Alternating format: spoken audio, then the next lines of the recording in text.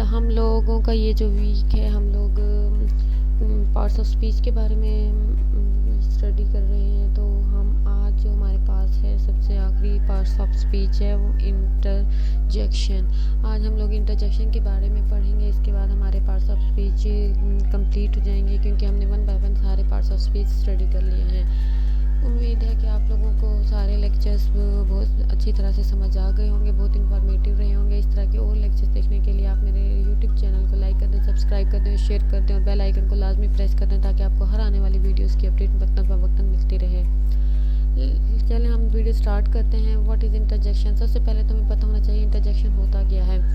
N interjection is a word or a phrase expressing a feeling rather than a meaning. यानी कि एक feeling को हम लोग एक्सप्रेस करने के लिए इंटरजेक्शन को यूज़ करते हैं, ना कि हम कोई मीनिंग वगैरह किसी वर्ड का या किसी सेंटेंस का मीनिंग को समझाने के लिए नहीं, बल्कि फीलिंग्स को एक्सप्रेस करने के लिए इंटरजेक्शन यूज़ करते हैं। Interjection functions grammatically independently from the words around them. यानी कि इसके साथ जो भी इंटरजेक्शन के साथ जो भी वर्ड इस्तेमाल होते हैं ये इनसे इंडिपेंडेंट होते हैं। अब हम इसकी टाइप्स देख लेते हैं। हमारे पास कितनी टाइप्स हैं इंटरजेक्शन की। Based on how strong the emotion it denotes is an interjection can be strong और माइल्ड।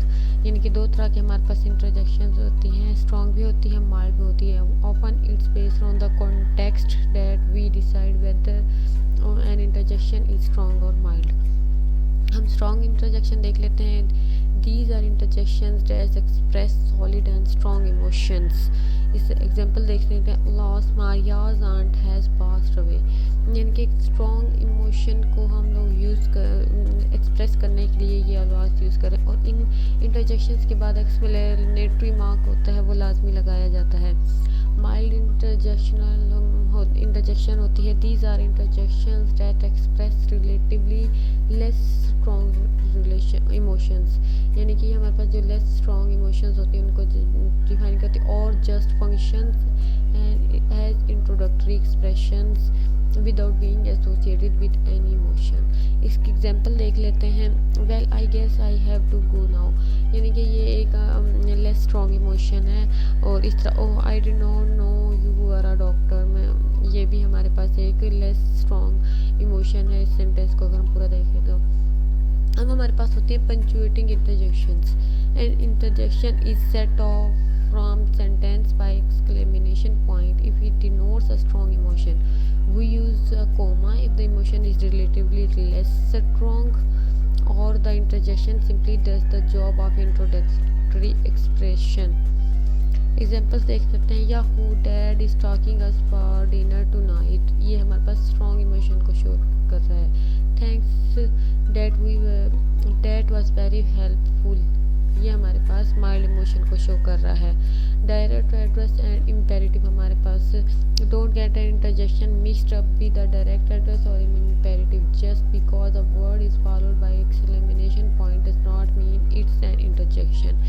अब वो ये कह रहे हैं कि इसका मतलब ये नहीं कि हर इंटरजेक्शन जो भी हम लोग यूज़ कर रहे हैं ज़रूरी नहीं है कि अगर किसी वर्ड के साथ हम लोग एक्सप्लेनेशन पॉइंट यूज़ कर रहे हैं तो वो हमारे पास एक इंटरजेक्शन होगी।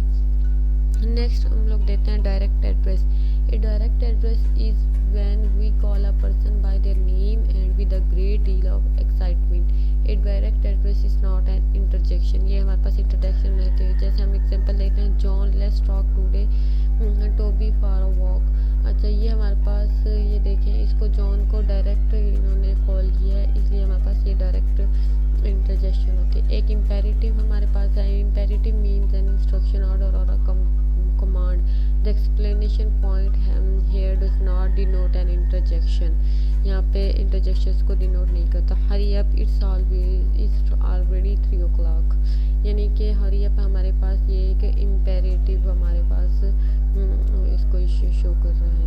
तो ये हम लोगों ने आज जो लेक्चर देखा है ये हमारे पास था इंटरजेक्शन से रिलेटेड। इंटरजेक्शन और टाइप्स ऑफ हमने इंटरजेक्शन इसमें डिस्कस किए। उम्मीद है कि आप लोगों को लेक्चर समझ आ गया होगा। इसका मैं पीडीएफ का लिंक भी डिस्क्रिप्शन बॉक्स में दे दूँगी, आप लोग वहाँ से डाउनलोड करके भी इसको रीड आउट कर सकते हैं।